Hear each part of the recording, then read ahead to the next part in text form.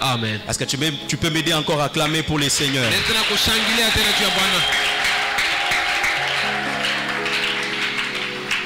Que Dieu vous bénisse. Tu vas saluer ton voisin. Tu vas lui dire ceci. Bienvenue dans les rassemblements des bâtisseurs. N'oublie pas celui de gauche aussi, il est important. Dis-lui bienvenue dans les rassemblements des bâtisseurs. Maman Vanessa va m'aider à lire. Permettez-moi que je sois dans les enseignements. Amen, amen. L'esprit me pousse plus à enseigner cette semaine. On va apprendre beaucoup de choses ensemble. La première portion des Écritures, je crois que Maman Vanessa la connaît déjà. Elle est celle de Agé. Agé, le chapitre 1, le verset 8. Agé 1er, le verset 8, nous lisons au nom de Jésus. Amen. Montez sur la montagne, apportez du bois et bâtissez la maison. J'en aurai de la joie et je serai glorifié, dit l'Éternel. Amen. 2 Chroniques, le chapitre 1, le verset 10. 2 Chroniques 1, le verset 10, nous lisons au nom de Jésus-Christ. Amen. Couche engendra Nimrod, c'est lui qui commença à être puissant sur la terre. Amen. Amen. Vous êtes sûr que c'est ça? 2 Chroniques, le chapitre 1, le verset 10. 2 Chroniques 1, 10. Accorde-moi donc de la sagesse. Accorde-moi donc de la sagesse, que quelqu'un m'aide à souligner cela. Si tu es dans une Bible électronique comme Maman Vanessa, tu vas bookmark ça, tu vas highlight ça, je ne sais pas comment on dit ça en français. Vous allez enregistrer cette partie, elle est importante. Accorde-moi donc de la sagesse et de l'intelligence, afin que je sache me conduire à la tête de ce peuple. Car qui pourrait juger ton peuple, ce peuple si grand? Amen. Parole du Seigneur. Est-ce que tu peux te rasseoir tout en acclamant pour la parole de Dieu?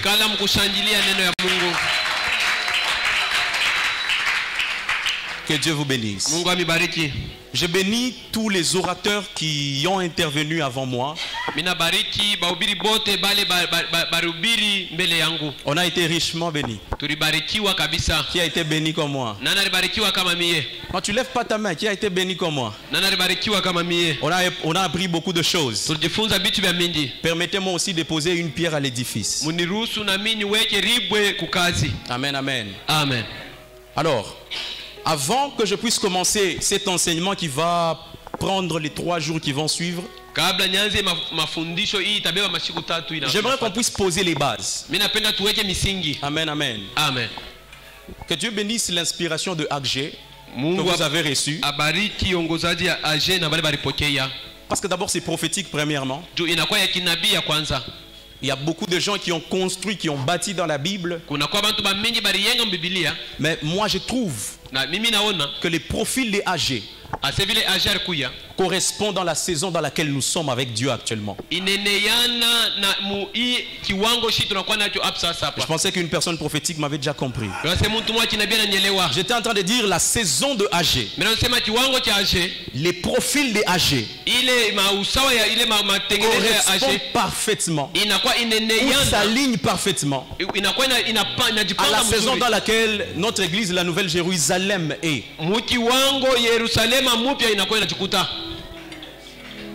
Voyons d'abord, Agé c'est qui premièrement? Agé est un petit prophète. Pour ceux-là qui font la théologie, la Bible est divisée en 2 dans l'Ancien Testament.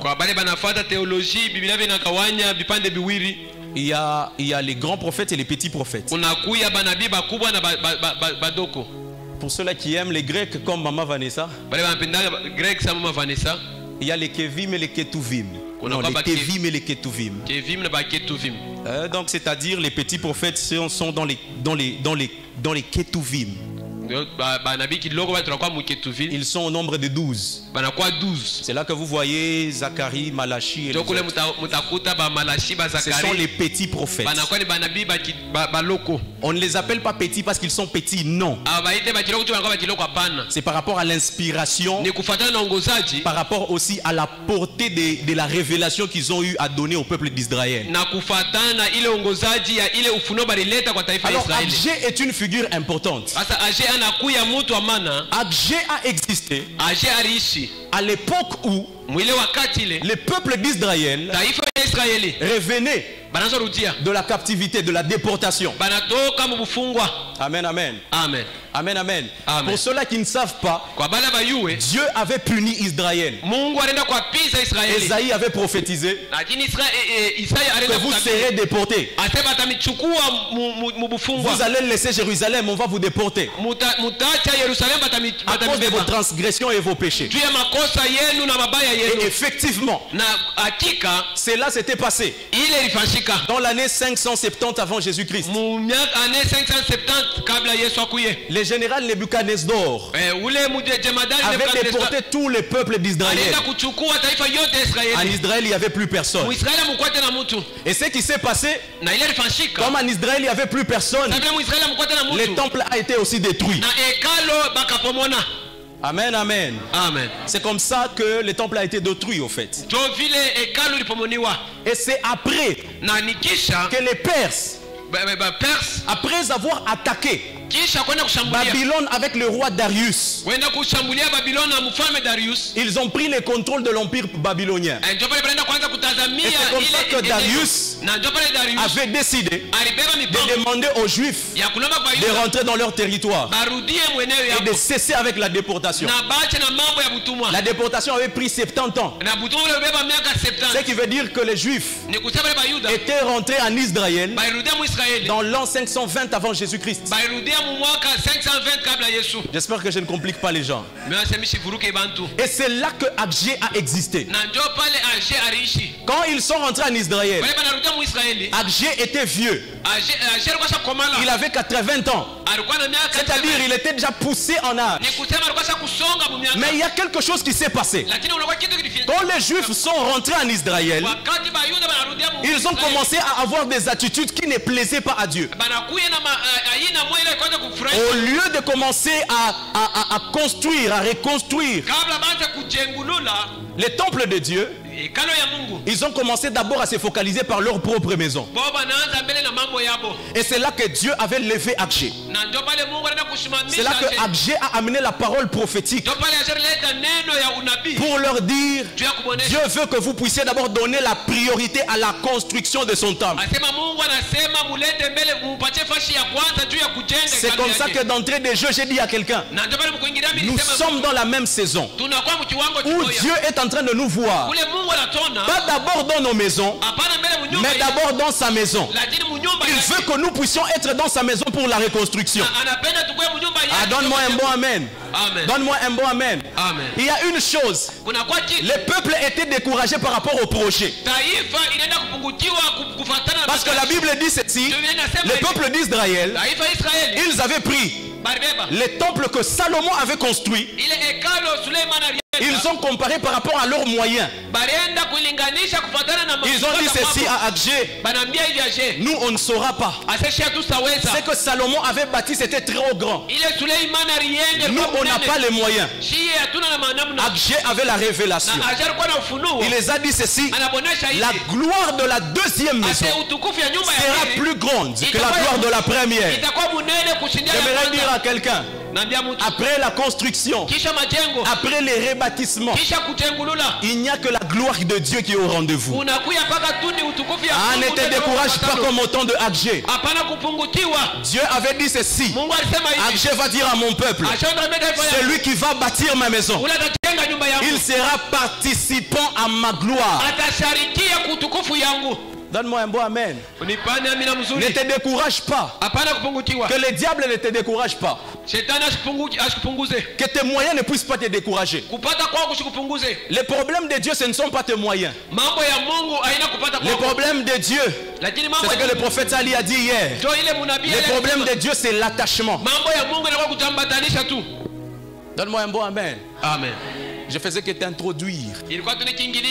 C'est pour ça que dans des temps comme celui-ci, nous avons besoin des gens qui ont des esprits prophétiques. Parce que la reconstruction est une affaire des prophètes. Des gens qui ont les réflexes prophétiques. Pour comprendre que le temple de Salomon est déjà passé. Ceci est une nouvelle saison. On a aussi droit de participer à l'écriture de l'histoire.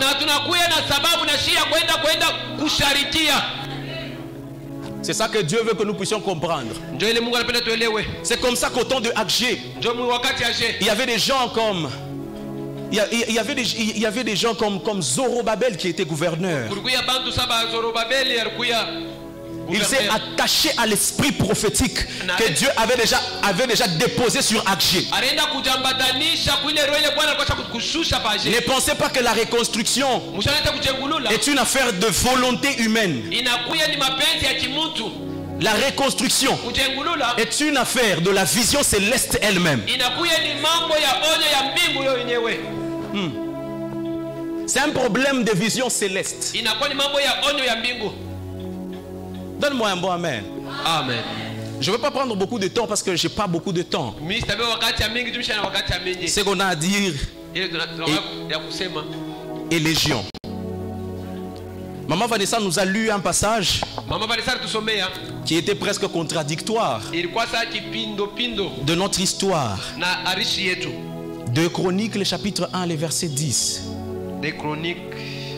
C'est l'histoire du roi Salomon. Qu'est-ce que le roi Salomon vient faire dans cette histoire encore? Les sous-thèmes sur lesquels je vais parler durant ces quelques jours, je vais parler sur la race des 4 bâtisseurs.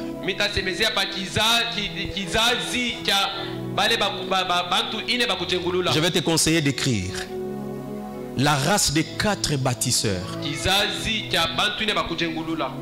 Il y a plusieurs races. Vu le temps qui m'a été donné, je trouve que j'aurai peut-être l'opportunité de parler que de 4. Amen, amen. Amen. La première race des bâtisseurs s'appelle la race de Salomon. La race de Salomon. La portion des Écritures qu'on vous a fait lire dans les livres des 2 Chroniques est l'histoire de Salomon. Alors que Salomon vient d'accéder à la royauté,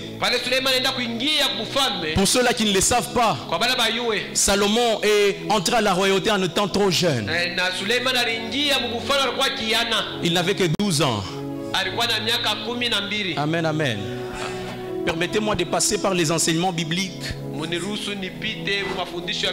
Je vais toucher à quelques petites choses de la théologie. Je sens que ça va aider quelques personnes. Amen, amen. Il était trop jeune. Il était trop jeune. Tout ce qu'on lit dans la Bible à propos de Salomon est en train de se passer alors qu'il était adolescent. Chez les Juifs, l'âge adulte ou la passation à la maturité c'est fait à l'âge de 13 ans. Chez les Juifs, on appelle ça les bat mitzvah. Les bat mitzvah, c'est quoi? Les bat mitzvah est une cérémonie de consécration pour un enfant à la passation de l'âge d'enfance et l'âge adulte. Ça se passe entre l'âge de 12 et 13 ans.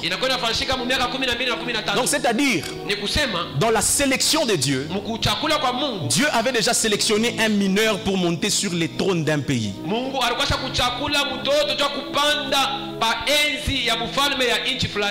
D'ailleurs, vous allez voir David qui était l'homme selon les cœurs de Dieu. Il avait dit au prophète Nathan, il avait dit ceci, il dit ceci: moi je suis assis, j'habite dans un palais de cèdres. Mais l'Éternel habite dans une tente. Consulte les seigneurs afin que nous puissions lui construire un temple. Nathan a dit ceci à David: ce n'est pas toi que Dieu a choisi pour construire ce temple. D'entrée de jeu, j'aimerais dire à quelqu'un, l'affaire de construction est une affaire de sélection. Ce n'est pas un hasard que tu t'es retrouvé à cette époque à Likasi, assis en train de m'écouter. Non. C'est une affaire de sélection. Dieu t'avait déjà sélectionné pour que tu puisses prendre part à ces projets. Parce que Dieu ne laisse pas n'importe qui construire son temple. David était l'homme selon le cœur de Dieu. Mais dans la sélection de Dieu, dans les critères de Dieu, il ne répondait pas aux critères. J'aimerais dire à quelqu'un, si tu m'écoutes ce soir, tu fais partie des gens qui répondent aux critères de ceux-là qui vont construire pour Dieu. Dieu a dit à David, toi tu ne le fais pas. Je choisis ton fils. Amen, amen. Vous savez, quand Dieu disait ça à David, David avait déjà fait 40 ans de règne sur le trône d'Israël. Moi, si j'étais David, j'allais me fâcher. Comment je suis l'homme selon ton cœur, mais je n'ai pas assez de critères pour construire pour toi. Écoutez, les critères de Dieu sont mystérieux. Personne n'a la capacité de sonder. Personne n'a la capacité de prévenir les critères du divin. Les secrets des critères de Dieu résident dans la poche de Dieu lui-même. Amen, amen. Amen. Et c'est comme ça que Salomon a accédé au trône d'Israël. Mais quand Salomon s'est assis sur le trône d'Israël, la première chose qu'il commence à faire, ce n'est pas d'abord de construire pour Dieu. Non. La première chose qu'il fait, il a commencé d'abord par chercher le Seigneur. La Bible dit ceci: il est parti à Gabaon. Il a offert 1000 holocaustes. La Bible dit que dans la même nuit, Dieu lui est apparu. Et Dieu lui a dit: demande-moi tout ce que tu veux, je vais te les donner. Amen, amen. Dans la Bible, Dieu est apparu à trop peu de personnes. Même Moïse, qui était l'un des plus grands prophètes de l'Ancien Testament, n'avait pas vu Dieu. Mais Salomon a vu Dieu. On va comprendre pourquoi il a vu Dieu. Amen, amen. Est-ce que quelqu'un me suit? Est-ce que tout passe facilement? Je vous amène quelque part. La Bible dit ceci: dans la nuit, Dieu est apparu à Salomon. Et puis Dieu pose à Salomon la question. Ah, j'aime cette conversation. Dieu lui dit ceci: que veux-tu que je fasse pour toi? J'aime la réponse de ces jeunes garçons. Il a dit ceci: je ne veux qu'une seule chose. Donne-moi la sagesse. La première chose qui caractérise la race des bâtisseurs de la lignée de Salomon, c'est la sagesse. Salomon devait demander les chevaux. Salomon devait demander la richesse. Salomon, qu'est-ce qui t'a pris de demander la sagesse? Pourquoi tu as demandé la sagesse? Écoutez, je vais vous dire une chose. Ici sur terre, il n'y a pas un atout. Un atout. Ok, je ne sais pas comment je vais dire ça. En anglais, on dit asset. Je ne sais pas comment on dit ça en swahili, malheureusement. Il n'y a pas un atout Donc un atout, c'est comme un élément principal, hein? Quelque chose de ce genre. Il n'y a pas un atout qui dépasse la sagesse. Dans la spiritualité, ce qui construit, ce ne sont pas les briques. Ce qui construit, c'est la sagesse. Pour ceux-là qui écrivent, Proverbe 24, le verset 3. Proverbe 24, c'est par la sagesse qu'une maison s'élève et par l'intelligence qu'elle s'affermit. Écoutez, celui qui ne cherche pas la sagesse avant de bâtir, il est en train de passer son temps pour rien. Je peux recevoir un bon amen. Amen. Dieu, avant de t'envoyer à bâtir, il commence par te munir de la sagesse. Écoutez, je ne parle pas de la sagesse humaine, je ne suis pas là. D'ailleurs, je ne connais même pas ce que la sagesse humaine signifie. La sagesse de Dieu, c'est de ça que je parle. Écoutez, la personne la plus bénie sur terre, c'est celle-là qui a la sagesse de Dieu. Écoutez, je préfère quelqu'un qui a la sagesse divine que quelqu'un qui a l'onction. L'onction peut te tuer, mais la sagesse ne peut jamais te tuer. Il y a deux personnes dans la Bible qui nous enseignent par rapport à ça. C'est Joseph et Samson. Samson avait l'onction. Il lui manquait l'esprit de la sagesse. Joseph n'avait pas l'onction.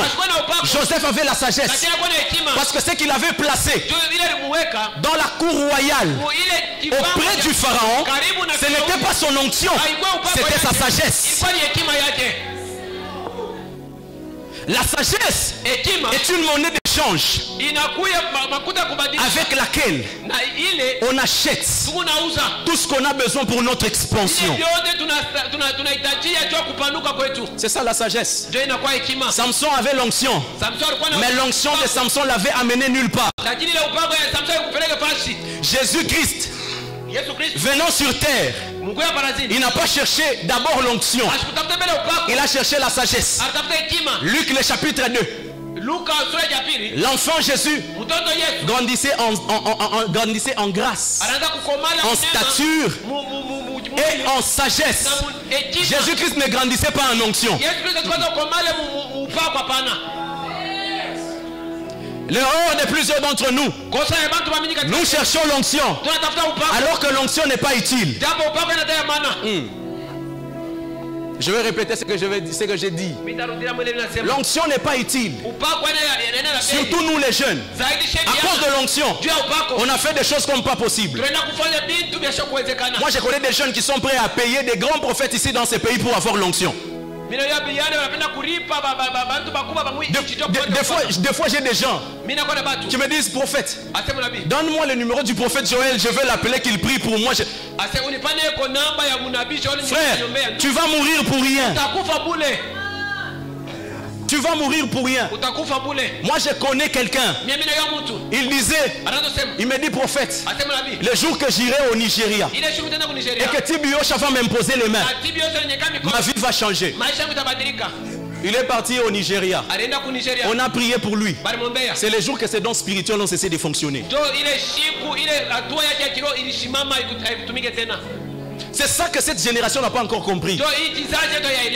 Écoutez, si vous avez la sagesse, vous allez comprendre que l'onction, c'est une affaire de temps. L'onction, c'est une affaire de temps. Écoutez, Jésus n'avait jamais fait de miracles jusqu'à l'âge de 30 ans. Jamais. Ce n'est pas qu'il n'était pas le Messie. Ce n'était pas qu'il n'était pas Dieu. Il était Dieu. Mais le temps réparti pour l'onction n'était pas encore arrivé. Il faut la sagesse pour comprendre ça. Quelqu'un qui a la sagesse divine, il sait créer les circonstances de son onction. Jacob avait créé les circonstances de son onction. Parce qu'il avait la sagesse divine. Parce que la sagesse divine signifie aussi la révélation de Dieu. Il avait ça. C'est comme ça qu'il est parti. Il a fait les mets que Isaac aimait et il a pris la bénédiction. Quelqu'un qui a la sagesse divine marche dans la malice spirituelle. Alors que tout le monde est en train de se compromettre, alors que tout le monde est en train de rêver, si tu as la sagesse, tu sauras t'aligner par rapport au temps. C'est comme ça que parmi les fils de Jacob, il y avait une tribu que j'aimais. D'ailleurs, en passant, je vous recommande de lire mon livre Les 12 types d'onction. J'ai parlé de ça en profondeur. Il y a une tribu qui s'appelait la tribu d'Isaacar. Moïse a dit, eux, ils avaient la capacité, ils avaient l'intelligence de lire les temps et les saisons. C'est ce genre de choses qu'on a besoin que le Saint-Esprit puisse nous donner dans une génération perdue et perverse comme celle-ci. Non, donnez-moi un bon amen. Écoutez, ce n'est pas tout ce que vous voyez comme puissance, comme onction et onction. Non, je veux vous dire la vérité. Je veux vous dire la vérité. Ne vous compromettez pas. Écoutez, il faut éviter. Tu vois un homme de Dieu, on t'impose les mains partout. Il faut éviter ces choses. Il y a des gens qui ont perdu leur étoile à cause de ces choses. À cause du manque de la sagesse. Moi, il y a une chose. J'ai beaucoup de respect pour les hommes de Dieu. Mais je ne laisse pas tout le monde me toucher à la tête. Non. Jacob est en train de dire ceci. Non, David est en train de dire. Il dit ceci. Il dit l'onction est comme l'huile fraîche qu'on met sur la tête. Donc c'est ta tête qui est la première porte d'entrée de ton esprit. Quand on impose les mains sur quelqu'un, on n'a pas seulement que la capacité de transmettre, on a aussi la capacité de retirer. On ne transmet pas seulement que les choses de Dieu, on transmet aussi les choses du diable. C'est comme ça un enfant de Dieu, on ne doit pas commencer à te mettre, on t'impose les mains partout et pas n'importe qui. Non. Est-ce que je peux recevoir un bon amen? Je le dis parce que c'est le Saint-Esprit qui me l'a dit. La sagesse est le premier atout des bâtisseurs. Proverbe 8, le verset 11.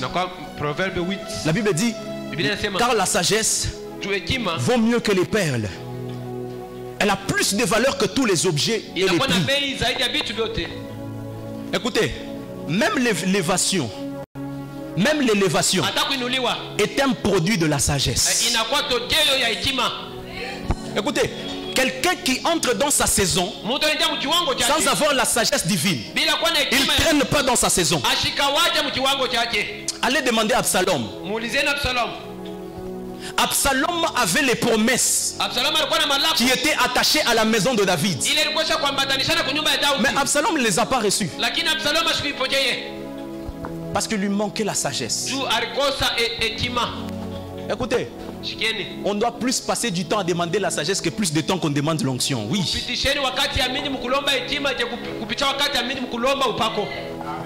Écoutez, certaines onctions, quand vous les avez, ça va vous perdre.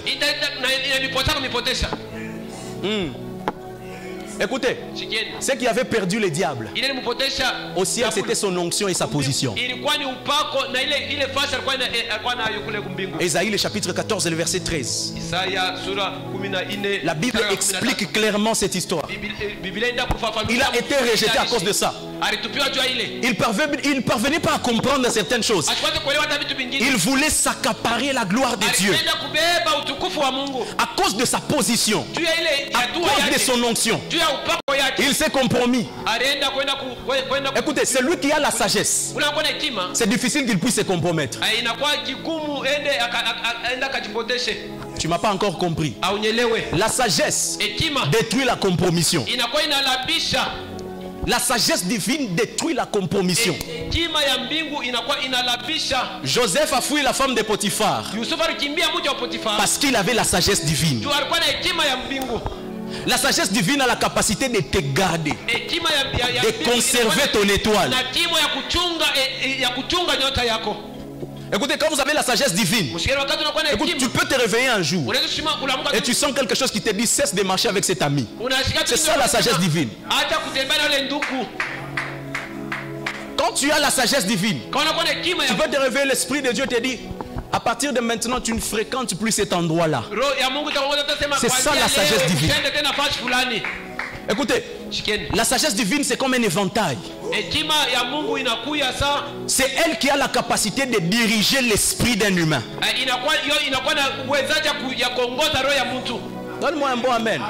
La sagesse divine, c'est ce pont qui existe entre ton corps et ton esprit. C'est la sagesse divine qui compresse, qui rassemble tous les éléments nécessaires pour que tu puisses accomplir la volonté de Dieu dans ta vie. Même dans la vision céleste, tu ne peux pas avancer si tu n'as pas la sagesse divine.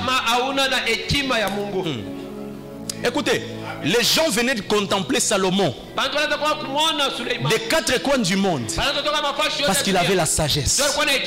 La Bible dit, non, c'est pas la Bible, c'est la théologie. Il a eu à faire 3000 jugements. 3000 jugements. J'ai fait les droits. 3000 jugements, c'est pas facile.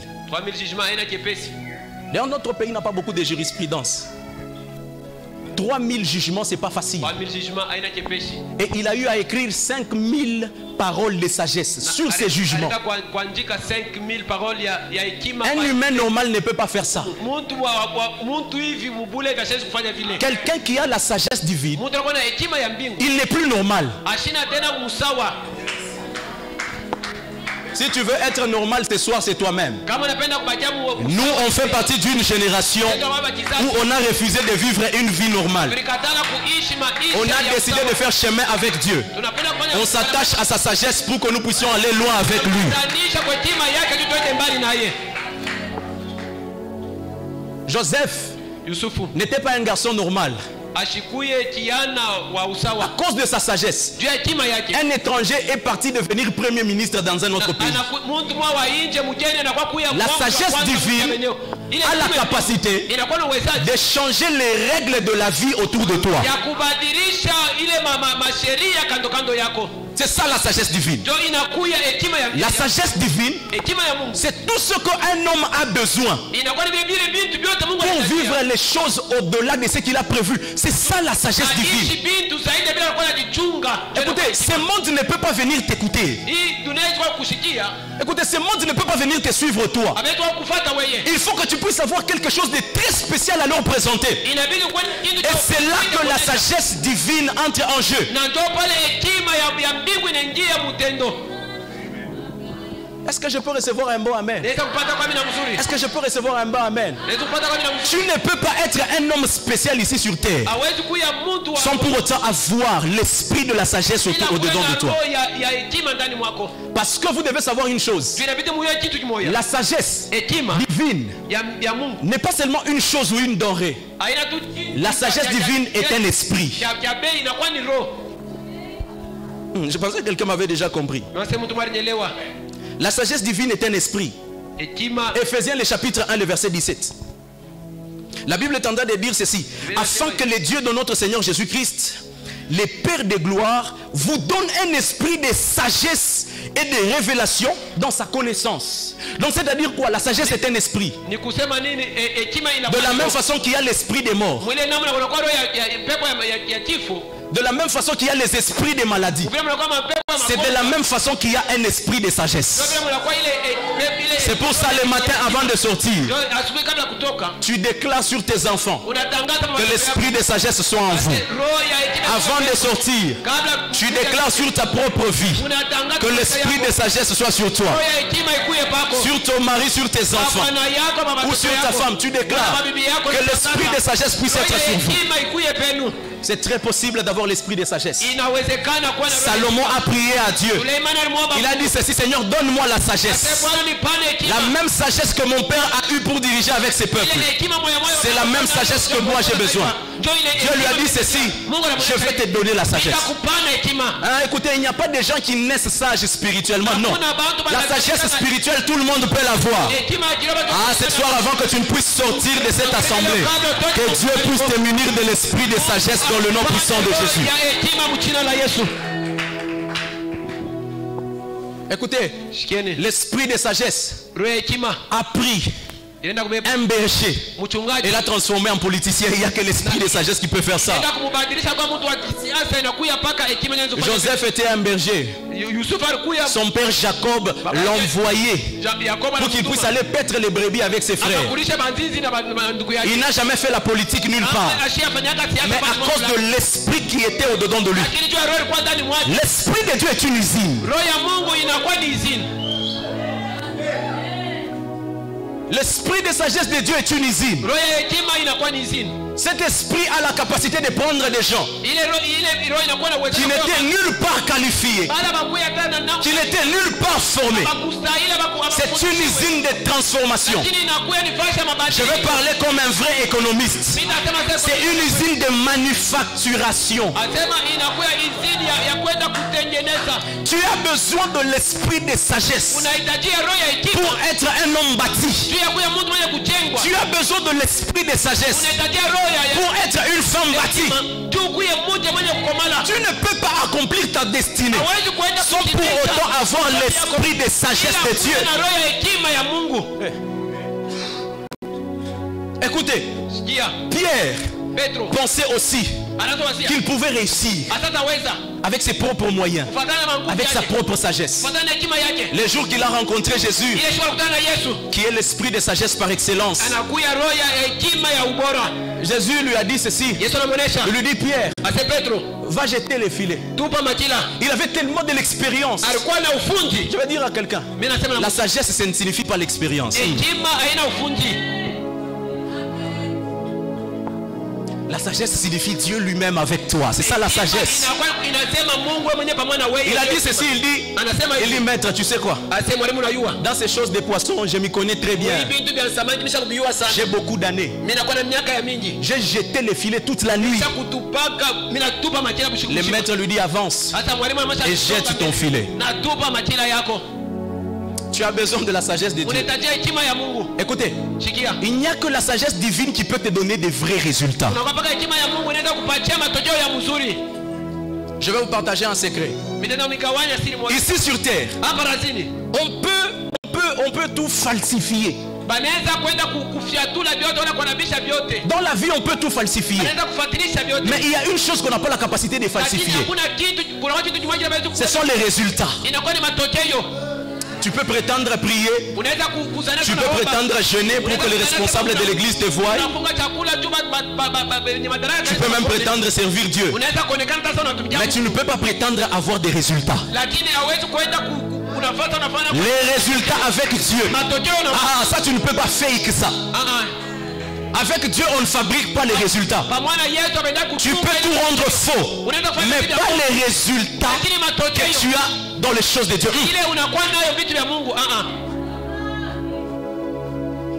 Je peux recevoir un mot amen. Je peux recevoir un mot amen. Et quand Pierre a accepté d'obtempérer avec la sagesse divine, ces jours-là, il n'a pas seulement que rempli son bateau, mais il a même rempli les bateaux de son voisin. Parce que la sagesse divine, elle est contagieuse. Quand tu as la sagesse divine, il n'y a pas seulement que toi qui deviens bénéficiaire, même tes périphéries, même ton voisinage devient très contaminé par ça. C'est pour ça que Pierre, le jour qu'il a voulu renier Jésus, on lui a dit ceci: même ta façon de parler, tu parles comme lui. La sagesse divine, c'est quoi? La sagesse divine signifie être comme Christ. C'est ça la sagesse divine. Écoutez, Dieu avait compris la nécessité de la sagesse divine dans l'humain. C'est pour ça qu'il a envoyé Jésus-Christ. Jésus-Christ était ce qu'on appelle en informatique un prototype. Un prototype, c'est un modèle qu'on lance pour que tout le monde puisse voir ce que sera les futurs modèles qui vont sortir. Jésus-Christ n'est pas seulement venu mourir pour nos péchés, non. Jésus-Christ est venu comme un matériel didactique pour nous montrer l'école de la sagesse de Dieu. C'est pour cela, les pharisiens et les scribes qui les regardaient, ils étaient frappés par la sagesse de Jésus. Ils n'étaient pas frappés par l'onction de Jésus, hein. Ils n'étaient pas frappés par la prière de Jésus, non. Ils étaient frappés par la sagesse. En Afrique, on a un problème. Nous les Africains, on aime plus la prière plus que tout. La prière n'est pas une mauvaise chose. Il faut prier sans cesse. Mais la prière sans la sagesse, tu seras découragé. La prière sans la sagesse, tu seras découragé. Va demander aux 7 fils de Séva. Ils ont même appelé le nom de Jésus. Le nom de Jésus est devenu incapable dans leur bouche. Le problème, c'est qu'ils citaient le nom de Jésus.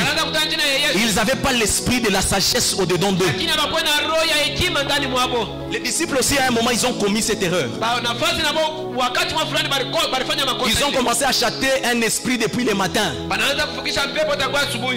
L'esprit ne partait pas. Quand Jésus est arrivé, il a vu l'esprit, il a vu l'enfant. Il a dit ceci: il dit ce type d'esprit n'est pas que par les jeûnes et par la prière. Il ne se limite pas seulement là. Au lieu de chasser cet esprit qui poussait l'enfant à se jeter dans le feu, Jésus-Christ est parti chasser l'esprit de surdité. Comment tu peux chasser la surdité dans un enfant qui peut se jeter dans le feu? Il te faut la sagesse même pour faire la délivrance. La Bible dit ceci. C'est l'apôtre Paul qui parle à son fils Timothée. Bon, comme on est dans les enseignements, Timothée, il était demi-juif, demi-grec. Il était dans une assemblée compliquée. On lui mettait trop la pression parce qu'il était jeune. C'est comme ça que l'apôtre Paul l'écrivait souvent, pour lui donner les directives de conduire. Il dit à son fils Timothée: combat le bon combat de la foi. J'ai l'habitude de dire, s'il y a le bon combat de la foi, il existe aussi un mauvais combat de la foi. Malheureusement, ce que la plupart des chrétiens appellent combat spirituel n'est qu'une gymnastique physique. Et ça n'a rien à voir avec le combat spirituel. Le combat spirituel, ce n'est pas chasser ta soeur ce n'est pas chasser ta tante qui est sorcière. Non, c'est pas ça le combat spirituel. Le combat spirituel, c'est l'application de l'esprit de la sagesse. C'est ça le combat spirituel.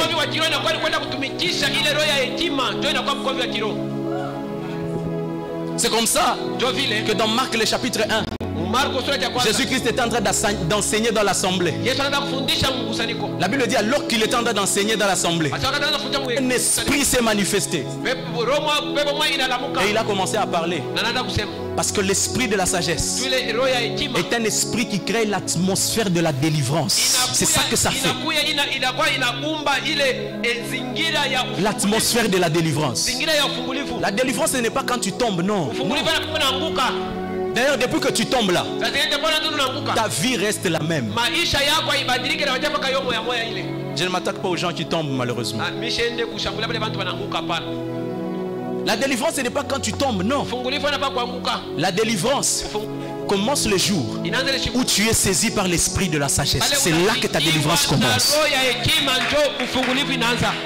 L'enfant prodigue n'avait pas besoin d'un prophète pour qu'on puisse lui imposer les mains. On chasse l'esprit de rébellion. Il avait besoin d'être saisi par l'esprit de sagesse. La Bible dit ceci: étant rentré en lui-même, il s'est dit, je me leverai et j'irai vers mon Père. C'est là que sa délivrance a commencé. On peut beau prier pour toi, on peut beau déclarer sur toi, mais si tu n'as pas l'esprit de sagesse, ton cas sera plus pire du jour au lendemain. Jésus-Christ a compris cela. C'est comme ça qu'il les a enseignés. Les premiers fondements de la délivrance dans la Bible. Il a dit ceci à ses disciples: quand un esprit part, il part dans un lieu aride. Et là, il ne trouve pas du repos.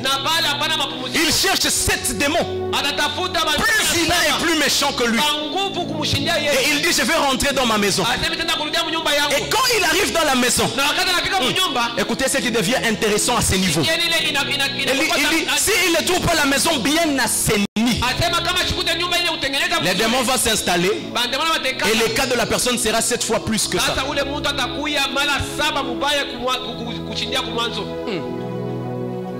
Le problème, ce n'est pas les démons partir. Le problème, c'est qu'est-ce que tu reçois après que les démons viennent de partir.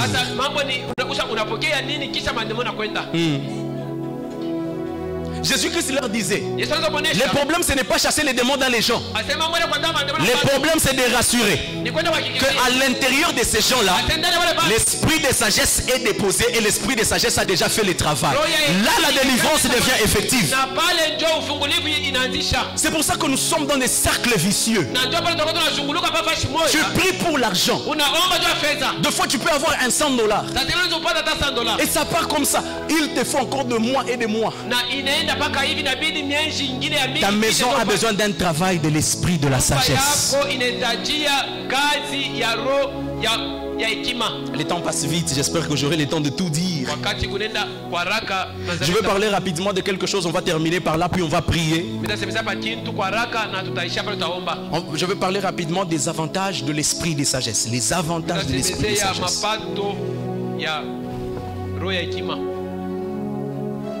Écoutez, quand vous avez l'esprit de sagesse, il y a quelque chose qui va commencer à se passer dans votre esprit. Il y a des choses qui vont commencer à naître. Et la première chose qui naît, c'est l'esprit du discernement. L'esprit de sagesse est comme une sémence que Dieu dépose en toi. Et ça commence à faire naître beaucoup de choses au-dedans de toi. J'espère que quelqu'un me comprend. Écoutez, il n'y a pas une chose qui est d'une importance capitale comme le discernement.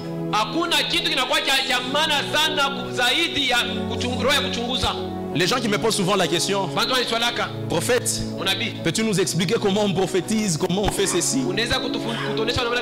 Je les réponds comme ça. Les plus grands outils qu'un prophète ou que quelqu'un qui a les dons de prophétie, c'est l'esprit du discernement. Malheureusement, c'est une chose que beaucoup de chrétiens n'ont pas. Écoute, quand tu as l'esprit de discernement, tu sauras que ça c'est le moment de faire ceci, ça c'est le moment de ne pas faire, ça c'est le moment d'aller, ça c'est le moment de rentrer. Écoutez, il n'y a rien qui est important comme l'esprit de discernement. Je vous jure devant Dieu, il n'y a rien d'important comme l'esprit de discernement. Amen. Vous avez besoin de l'esprit de discernement. Parce que l'apôtre Paul écrit même à l'église de Thessalonique à ce sujet. Il leur donne même les secrets pour découvrir l'esprit de l'antichrist et les chasser. Il essaie de leur dire, vous devez avoir le discernement. D'ailleurs, même pour reconnaître un faux prophète, vous avez besoin du discernement. Même pour connaître les faux, les lourds ravisseurs, vous avez besoin du discernement. Quand Jésus-Christ dit ceci, vous le reconnaîtrez par le fruit. Ce n'est pas une méthode conventionnelle qu'il nous donne, mais c'est une technique analogique, je veux l'appeler comme ça. Vous le reconnaîtrez par leurs fruits. Mais avant de regarder aux fruits, on regarde d'abord à l'arbre. Jésus-Christ nous disait tout simplement, vous devez avoir le discernement pour découvrir qui sont les vrais et qui sont les faux. Parce que pour savoir, pour différencier la mandarine de l'orange, il faut que ta perception puisse être claire, pour que tu puisses discerner dans ton cerveau que ça c'est la mandarine, ça c'est l'orange. On a besoin du discernement dans cette génération. Je vais parcourir rapidement, je n'ai pas beaucoup de temps, permettez-moi. Alors, je vais parler rapidement des 4 points, on va finir par là. Comment acquérir l'esprit de sagesse? C'est bien beau de prêcher la sagesse, c'est bien beau de parler de l'esprit de sagesse, mais c'est très bon de découvrir comment on acquiert l'esprit de la sagesse. Les premiers moyens par lesquels on acquiert l'esprit de sagesse, et j'aime ça, c'est Dieu. Jacques le chapitre 1, le verset 5. La Bible dit ceci: si quelqu'un d'entre vous manque de sagesse, qu'il la demande à Dieu, qui donne à tous simplement et sans reproche, et lui sera donné. Et j'aimerais dire à quelqu'un, ceux qui donnent la sagesse, ce ne sont pas les citations de motivation qu'on lit sur les réseaux sociaux, non. Non, ceux qui donnent la sagesse, ce n'est pas le nombre de livres que tu lis, non. Ceux qui donnent la sagesse, c'est Dieu lui-même. Je suis en train de prier pour quelqu'un, que Dieu puisse te donner la sagesse spirituelle à partir de maintenant. Joseph était connecté à Dieu, c'est pour ça qu'il a eu l'esprit de sagesse. Moïse était connecté à Dieu, c'est pour ça qu'il a eu l'esprit de sagesse. Agé était connecté à Dieu, c'est pour ça qu'il a eu l'esprit de sagesse. L'esprit de sagesse ne descend pas là où il y a une déconnexion. L'esprit de sagesse ne descend pas là où il y a des hommes qui sont déconnectés à Dieu. Je suis en train de dire à quelqu'un ce soir, sois connecté à Dieu et tu vas recevoir l'esprit de la sagesse. Sois connecté à Dieu et il va te donner son esprit. Approchez-vous de Dieu et il s'approchera de vous. C'est ce que la Bible est en train de dire. Écoute, même si tu étais éloigné de Dieu, écoute, même si les circonstances de la vie t'avaient déjà éloigné de Dieu, à cause de l'onction qui est en train de nager sur cette maison, à cause de l'onction de la saison, que Dieu puisse te reconnecter à lui dans le nom puissant de Jésus-Christ. Ah, j'aime une chose. À cause de l'intention de Salomon, Dieu lui est apparu. Dieu n'apparaît qu'à des gens qui sont prêts à demander l'esprit de la sagesse. Dieu ne descend pas pour les futilités, non. Dieu descend là où il y a des hommes qui sont prêts à lui dire, donne-moi la sagesse, parce que j'ai besoin de bâtir pour toi ce temple. Là, Dieu descend. Ah, je veux encore dire à quelqu'un, Dieu ne descend pas dans un endroit où il n'a pas son intérêt. Non, ça ne se fait pas. Dieu ne te donne pas sa sagesse pour que tu puisses commencer à l'utiliser seulement dans ta maison. Non, non. Dieu te donne son esprit de sagesse. C'est pour que l'église puisse en bénéficier. C'est pour que les nations puissent en bénéficier. Je prie pour toi. Je prie pour tes motivations. Que Dieu change tes motivations ce soir. Je sors de toi l'esprit qui avait déjà emporté le peuple d'Israël lors du temps de Akshé. Cet esprit-là les poussait d'abord à bâtir leur maison, les poussait d'abord à combler leur maison. Ça avait suscité la colère de Dieu. Je te sors de cette génération-là. Je te sors de ces genres de personnes-là. Sois connecté à l'onction des bâtisseurs. Que tu sois un Salomon ce soir. C'est lui qui va poser la première pierre pour dire je veux bâtir la maison de Dieu. Parce que Dieu m'a sélectionné pour ça. Est-ce que tu peux m'aider à te tenir debout? On va prier.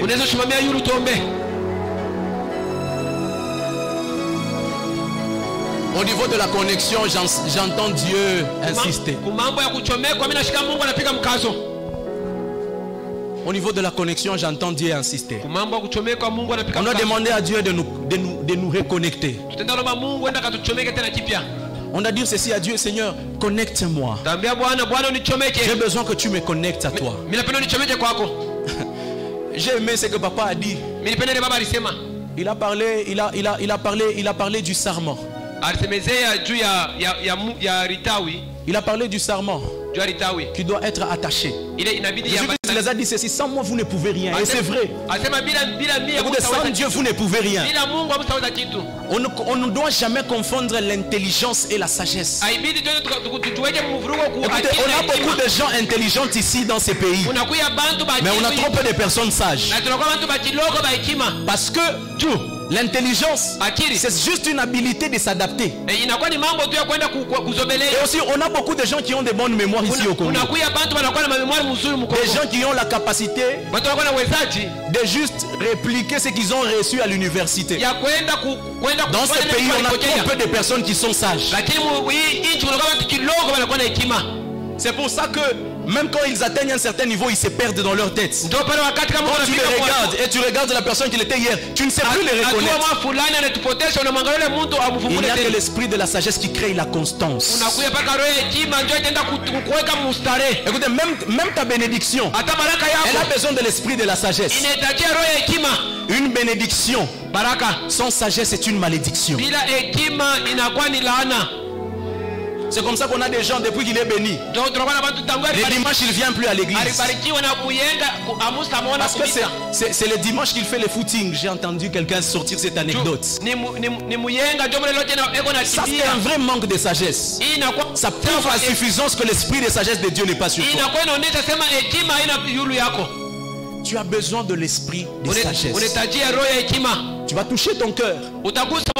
Tu vas dire ceci à Dieu: donne-moi l'esprit de sagesse. Écoutez, les jours que la personne sage saura qu'elle est devenue sage, c'est le jour qu'elle est tombée dans la folie. Quelqu'un qui a la sagesse de Dieu ne sait même pas qu'il a la sagesse de Dieu. Tu dois dire ceci à Dieu avec un cœur humble: Seigneur, donne-moi la sagesse. J'ai besoin de la sagesse pour continuer avec toi. La Bible dit ceci: Methuselah marcha avec Dieu. Non, Enoch marcha avec Dieu. Et il ne fut point. Il a été enlevé, c'était à cause de la sagesse qu'il avait. La Bible dit ceci: la crainte de l'Éternel est le début de la sagesse. Ces deux choses, la crainte et la sagesse, ne peuvent pas être dissociées. Ces deux concepts ont une même signification spirituelle. Quelqu'un qui a la sagesse de Dieu garde les préceptes de Dieu. Commence à élever ta voix et commence à dire à Dieu: la sagesse. Au travail, tu as besoin de la sagesse. Ah, Joseph avait la sagesse. Il n'avait pas que l'onction. L'onction lui a permis d'interpréter les rêves. Mais la sagesse lui a permis de trouver la solution aux rêves. Nous sommes dans un temps où on n'a pas besoin que de l'onction. On n'a pas besoin seulement que des gens qui parlent la langue. On a besoin des gens qui seront des vraies solutions. Parce qu'il n'y a que la sagesse de Dieu qui te donne la solution. Lève ta voix et commence à déclarer très bien. Dis ceci: Seigneur, donne-moi l'esprit de la sagesse. L'esprit de la sagesse est un esprit de bâtisseur. Je ne peux pas bâtir sans cet esprit.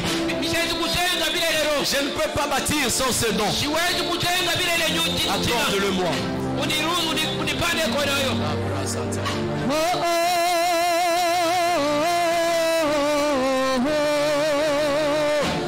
Si les dieux des esprits de prophètes Je sens que quelqu'un doit bien prier. Je veux que tu pries très bien avec ton cœur. Je sens l'Esprit de Dieu insister sur ça. Prie très bien avec ton cœur.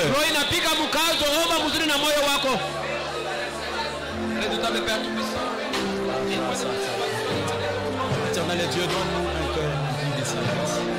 La sagesse spirituelle, éternel et Dieu, qui nous permettra de nous conformer à si les yeux des esprits